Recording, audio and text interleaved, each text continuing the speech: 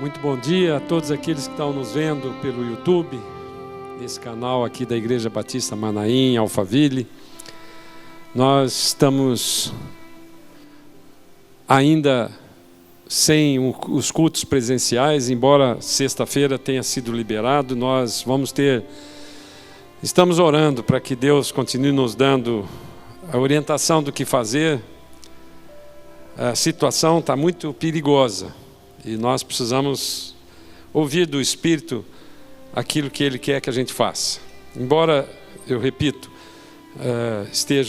sejamos liberados para começar o culto presencial, nós ainda não decidimos. Vamos decidir isso na segunda-feira e vocês fiquem atentos com os avisos, porque pode ser que a gente volte a partir de quarta ou de domingo. Eu quero, antes de começar essa palavra, eu quero pedir para que essa equipe de intercessão que está ao vivo agora aqui na igreja, orando por esses pedidos que estão entrando, eu quero pedir particularmente para duas pessoas, duas famílias que estão com situações graves de coronavírus. Uma está em Franca e a outra está lá em Ilhéus, na Bahia. Então, quero clamar que o Senhor coloque a sua mão poderosa, aquele que é o controlador de todas as coisas, mas é o que principalmente tem a chave da morte. Satanás não tem poder para levar nenhuma pessoa, a não ser que seja da vontade do Senhor. Quem tem a chave da morte é Jesus Cristo. A palavra diz que ele, no período que ele ficou, nesses 3 dias e 3 noites que ele ficou morto, e depois no terceiro dia ressuscitou, ele foi lá no inferno e tomou da mão de Satanás a chave da morte e a chave do inferno. Satanás não tem nem a chave da casa dele. Portanto, eu creio que Deus pode fazer grandes milagres, como temos feito nesse pedido de oração. E eu particularmente peço para que essa equipe que está orando interceda por essas duas famílias. Uma que está em Franca, outra que está em Ilhéus, lá na Bahia. Essa palavra que eu quero dizer para vocês hoje, ela tem um título de As 3 Armaduras. Nós estamos num período muito grave da humanidade. E Deus sempre revela os seus mistérios no nosso tempo, que nós estamos vivendo, e no tempo futuro. Se você for ler a Bíblia, você vai ver inúmeros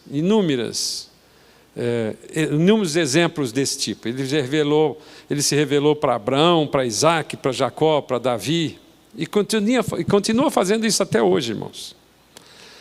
Nós estamos vivendo agora, e Deus tem revelado isso pela sua palavra, por todas as outras formas, um tempo de cumprimento profético. Nós estamos no final dos tempos. Como é que você tem que enfrentar? Essa é uma grande pergunta que eu faço para mim mesmo e para cada um de nós. Como você enfrenta esse tempo profético? Quero começar lendo o livro de João, o Evangelho de João, no capítulo 17, versículo 14. Jesus disse assim: Eu lhes tenho dado a tua palavra, e o mundo os odiou, porque eles não são do mundo, como também eu não sou. Não peço que os tires do mundo, e sim que os guardes do mal. Eles não são do mundo, como também eu não sou. Ele repete isso. E eu gosto muito de dizer, já falei isso várias vezes, que, portanto, nós somos extraterrestres. A nossa habitação aqui nessa terra, depois que eu e você aceitamos a Jesus como Senhor e Salvador, ela é provisória. A não ser que você queira ficar nessa terra que está só piorando, só piorando, só piorando, e a não ser que você queira usar uma armadura, que seja a armadura que tem demonstrado ao longo da história que não ganha, não vence, que é inútil. Eu creio que esta pandemia é um aviso de Deus. Deus está avisando a sua noiva, a sua igreja. Eu não gosto de dizer que a igreja vai ser arrebatada, mas eu gosto de dizer que é a noiva. Porque dentro das igrejas, das instituições humanas, existe noiva. As noivas estão dentro das igrejas. Não somente a Igreja Batista Manaim, em Alphaville, vai ser arrebatada, mas todos aqueles que creem em Jesus Cristo como Senhor e Salvador, que professam isso com a boca, Esses fazem parte desse corpo de Cristo cuja cabeça é Jesus. Então eu creio, irmãos, que esta pandemia é uma das formas que Deus está fazendo nesse momento profético que nós estamos vivendo. E assim como Jesus falou que nós não somos desse mundo, então nós temos que agir com as armas dos extraterrestres, para vencermos todos os inimigos, inclusive este. Eu escolhi um trecho da Bíblia que todos nós conhecemos, até aqueles mesmos que não conhecem a Bíblia, mas já viram essa história de Davi vencendo Golias. Golias era um homem, um gigante, um homem muito grande, muito pesado, muito forte, e ele adotou uma postura como um soldado, como um guerreiro, insolente contra o povo de Deus. Está lá no livro de 1 Samuel, no capítulo 17, eu vou ler o versículo 1 até o versículo 11, é um trecho grande, mas eu quero contextualizar essa palavra dentro desse trecho.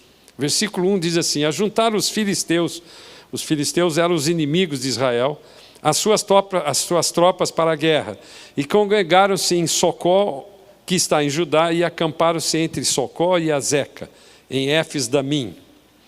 Porém Saul e os homens de Israel se ajuntaram e acamparam no vale de Elá, e ali ordenaram a batalha contra os filisteus. Versículo 3 continua: estavam estes num monte do lado da Além, e os israelitas no outro monte do lado da Quém, e entre eles o vale. Portanto, os filisteus estavam no alto de um monte, tinha o vale, e os israelitas estavam no alto de um outro monte, e tinha esse vale aqui que separava os dois.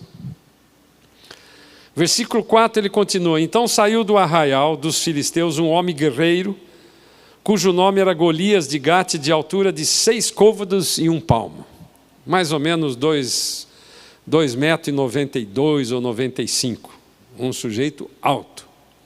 Trazia na cabeça um capacete de bronze e vestia uma couraça de escamas, cujo peso era de 5.000 ciclos de bronze.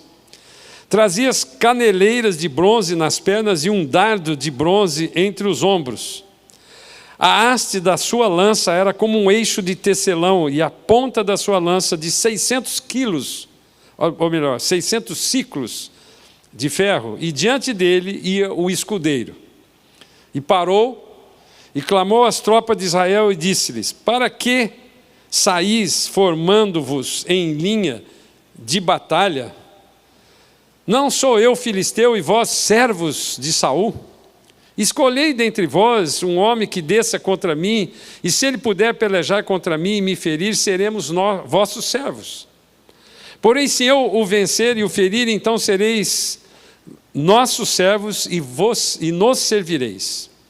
Disse mais o filisteu: hoje afronto as tropas de Israel.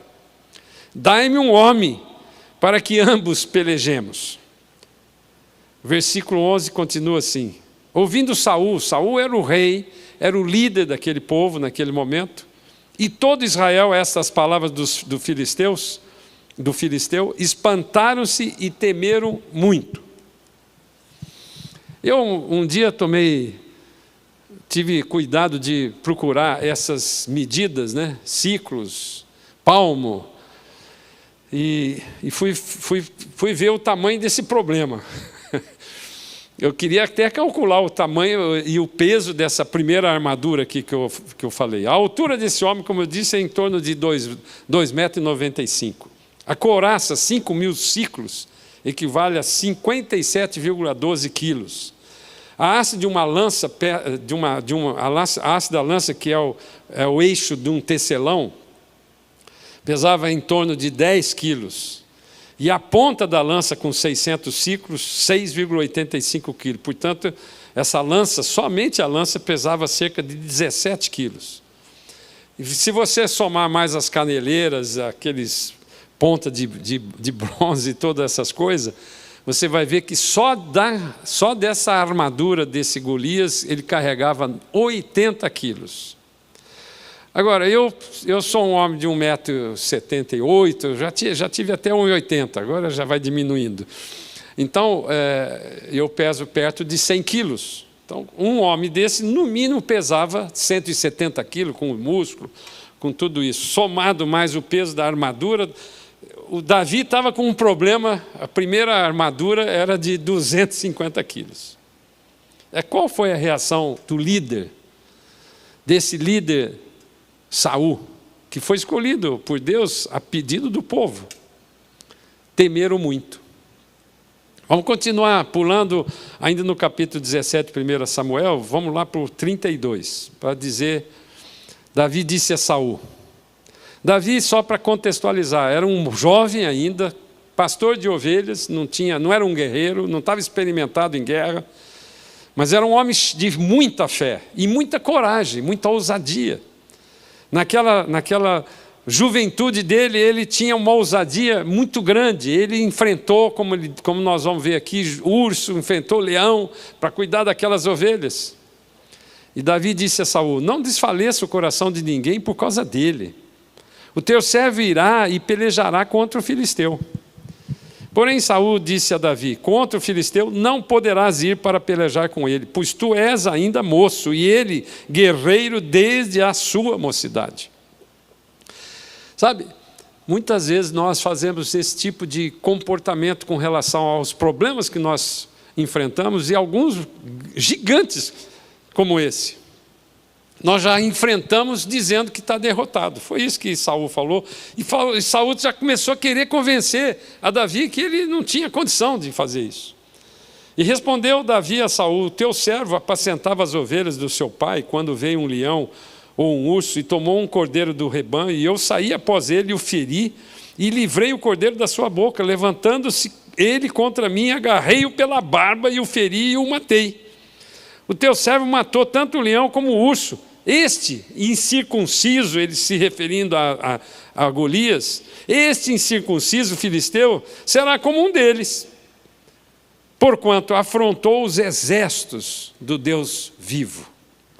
E disse mais Davi: o Senhor me livrou das garras do leão e do urso, e das do urso, e ele me livrará das mãos desse filisteu. Então disse Saul a Davi: vai-te, e o Senhor seja contigo. Saul vestiu a Davi a sua armadura e lhe pôs sobre a cabeça um capacete de bronze e o vestiu de uma couraça. Davi cingiu a espada sobre a armadura, experimentou andar, pois jamais havia usado.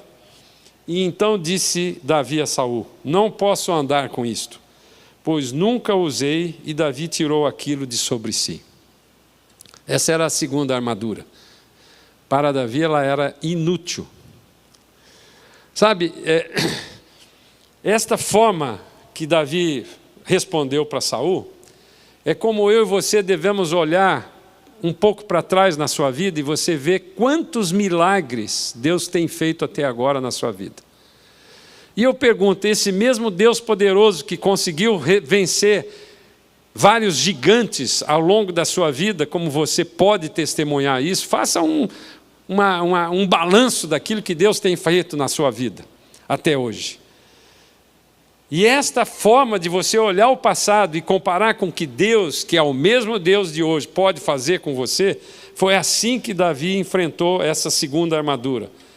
Ou seja, eu vou tirar essa armadura porque ela é inútil para mim. Eu quero ficar livre.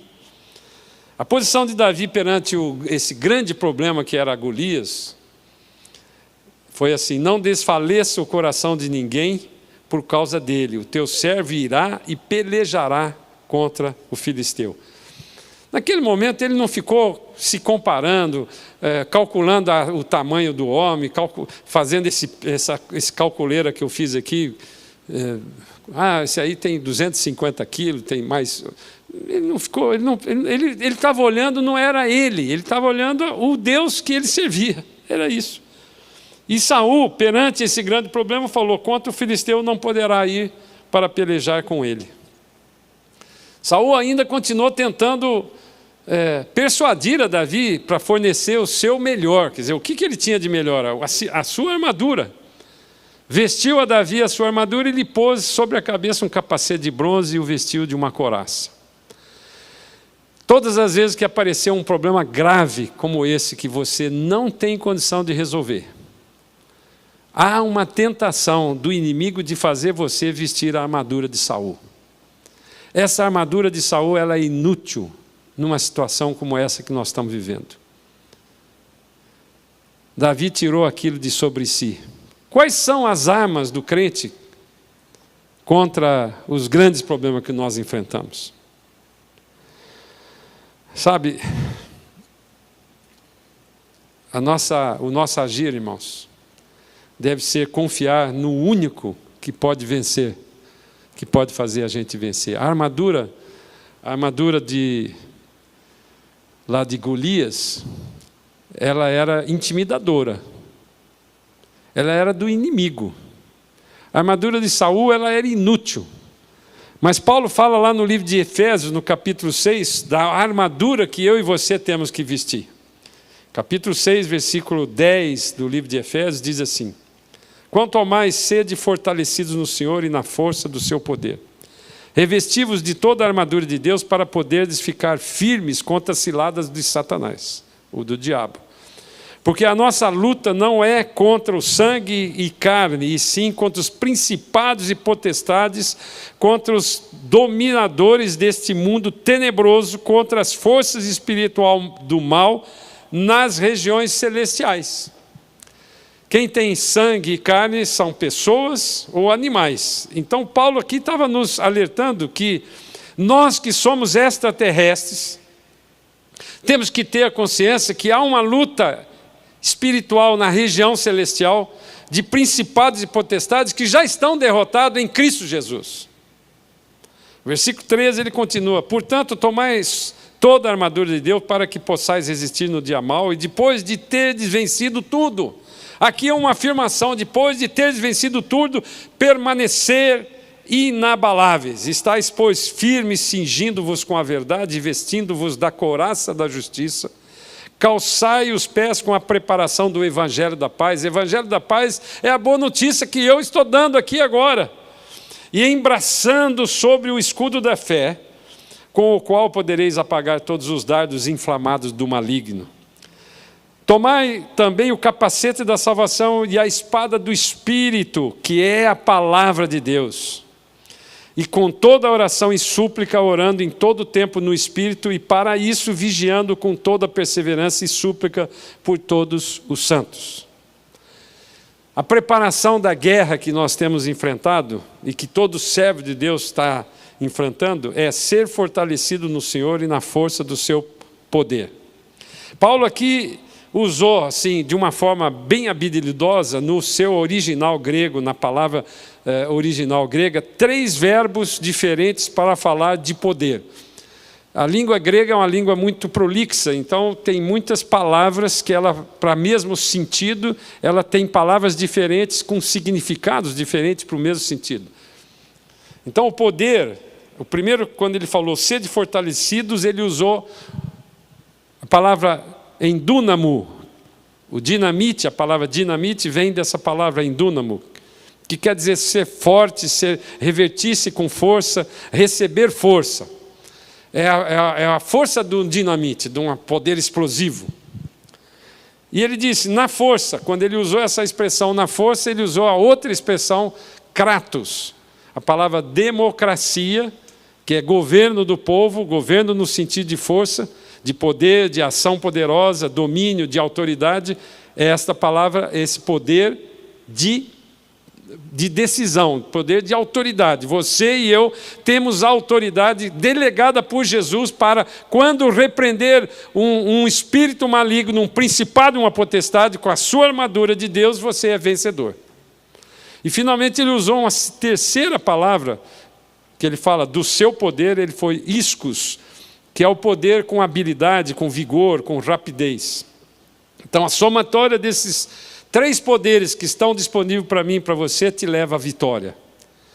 Essa preparação do crente consiste, em primeiro lugar, em crer neste poder, crer no poder que é dele. Assim como Davi não olhou a vida dele, não olhou o tamanho dele, não olhou a forma física dele comparativamente a esse grande poder que tinha em Golias. E 1 Samuel, no capítulo 17, 26, ele diz: falou Davi aos homens que estavam consigo, dizendo: que farão a aquele homem que ferir a esse filisteu e tirar a afronta de sobre Israel? Quem é, pois, esse incircunciso filisteu para afrontar os exércitos do Deus vivo? Ele não estava olhando aqueles homens que estavam morrendo de medo, mas ele estava olhando aqueles homens que estavam morrendo de medo, somado aos anjos que Deus mandou para intimidar agora o inimigo. Davi tinha consciência completa de que ele era filho de Deus. Ele tinha consciência completa da sua herança, da sua escolha de filho de Deus. 1 Pedro, no capítulo 2, versículo 9, Pedro fala assim: vós, porém, sois raça eleita, sacerdócio real, nação santa, povo de propriedade exclusiva de Deus, a fim de proclamardes as virtudes daquele que vos chamou das trevas para a maravilhosa luz.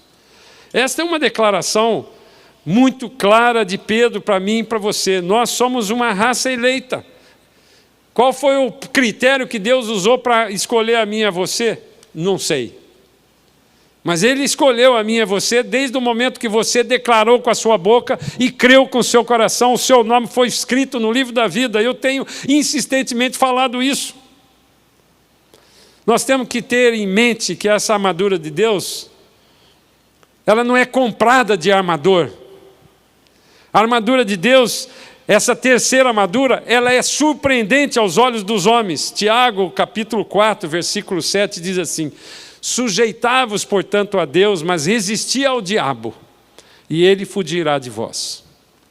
Há uma sequência aqui. Em primeiro lugar, se você quer enfrentar um problema, você precisa, em primeiro lugar, se sujeitar ao Senhor. Se você consegue se sujeitar ao Senhor, crendo que Ele é todo poderoso, Ele tem o controle de todas as coisas. A segunda coisa, você resiste ao diabo. Essa palavra resistir no grego, hoje eu estou falando grego aqui. Essa palavra resistir no grego, ela é antisteme. Aquele negócio que você toma, aquele remédio que você toma quando você é alérgico, você toma eu esqueci a palavra, mas antihistamínico. O antihistamínico, ele vem dessa palavra, é uma resistência ao diabo. Então, quando você primeiro se sujeita ao Senhor, se resiste ao diabo, ele fugirá de vós. É inevitável. Então, há um roteiro para você ganhar a guerra com o inimigo. E o roteiro não é a primeira armadura de intimidação. Se você for um homem poderoso, inteligente, cheio de dinheiro, cheio de todo poder, esta forma ela é inútil, porque pode perder. Ela é terrena. Nós somos extraterrestres. Nós estamos usando as armas que o Senhor nos disponibilizou na palavra de Deus. Nós estamos hoje num outro reino. Quando Jesus falou, Ele falou claro: eles não são desse mundo. Por isso que o mundo não nos ama. E cada vez mais perto dessa pandemia nós estamos vendo isso, o controle do mundo contra os valores de Deus, contra as coisas que Deus criou, contra as coisas que eles estão sendo relativizados até mesmo dentro da igreja. Nessa passagem que Paulo fala lá no livro de Efésios, ele listou a armadura de Deus. Tem verdade, tem justiça, tem o evangelho da paz, tem fé, tem salvação, tem o Espírito Santo, tem a palavra de Deus. Tudo isso está somado à oração. Foi com essa armadura que Davi venceu Golias. Ela é surpreendente. Sabe qual era a arma física que Davi tinha? Um estilingue ou uma funda que girava assim, pá, uma pedrinha só na cabeça daquele homem. Devia ser uma pedra grande, porque cravou na testa daquele homem, ele caiu, e Davi, com a espada daquele homem, que devia ser uma espada pesadíssima, cortou a cabeça dele. Qual que é o seu problema? Qual que é o meu problema hoje? Uma doença incurável, um homem que está dentro de um leito de uma UTI, uma mulher que está dentro de um leito de uma UTI, um filho fora dos caminhos do Senhor, uma ruptura no casamento, em função da pandemia, tem acontecido muito isso. Uma dívida impagável, agravada com essa situação pandêmica, uma falta de emprego, uma causa na justiça, a pandemia de modo geral. Qual que é o seu problema? A vida, irmãos, sempre vai nos apresentar 3 armaduras. Você que tem que escolher qual que você vai usar para ganhar essa guerra. A primeira é intimidadora, mas ela é derrotada. A segunda, ela é inútil. Somente a terceira, ela é surpreendente. Eu quero orar com você que está em casa, aqueles poucos que estão aqui conosco hoje. Eu quero orar para que Deus possa fazer com que o Espírito Santo de Deus, que é aquele que nos convence da justiça, do juízo, do erro, do pecado, aqueles que estão já com o seu nome escrito no livro da vida e que têm o Espírito Santo de Deus dentro de você, disponível para cada um de nós, que muitas vezes não usa essa arma, muitas vezes em função da intimidação que o inimigo tem feito na minha e na sua vida, em função dessa situação intimidatória, desse poder, dessa agressividade, que nós estamos vendo com os nossos olhos, estamos experimentando. Muitos de nós têm se intimidado com o inimigo e têm ficado como aquele exército, temendo, como aquele líder, temendo as coisas que podem acontecer, temendo a enfermidade, temendo a separação, temendo a falta de dinheiro, temendo o dia seguinte não ter dinheiro para comer. Irmãos, há milhares de promessas na palavra de Deus que Deus tem feito na minha e na sua vida, e por que Ele não vai continuar fazendo? Foi isso que Davi falou. Eu já tive situação de lutar com um urso, e eu venci o urso, muito maior que eu. Eu já tive situação de lutar com um leão, que é o rei dos animais, mas eu venci o leão, apenas para defender uma ovelha, um bichinho. Irmãos, o nosso Deus é poderoso, Ele está dentro de você, aquele que é crente em Cristo Jesus, Ele pode usar desta ferramenta, que é sobrenatural, ela não é deste mundo, ela é extraterrena. Se você não experimentar isso, se você não tentar, não ousar pela fé, você nunca vai estar apto a entender o que eu estou falando.